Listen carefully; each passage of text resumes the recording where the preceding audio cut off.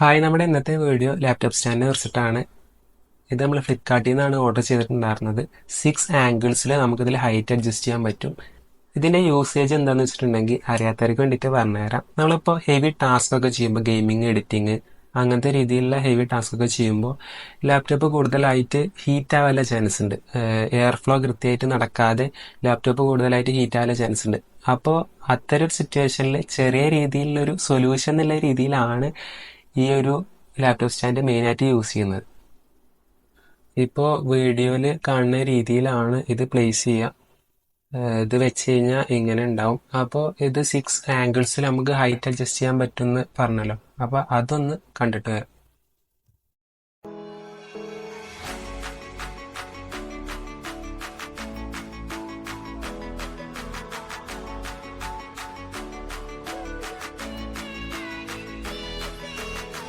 ഇന്നത്തെ വീഡിയോ ഇത്രയേ ഉള്ളൂ. അപ്പോൾ ബോറടിപ്പിക്കാത്ത വിധത്തിൽ ചെയ്യാൻ ശ്രമിച്ചിട്ടുണ്ട്. അപ്പോൾ അടുത്തൊരു വീഡിയോയുമായി അടുത്ത ദിവസം കാണാം.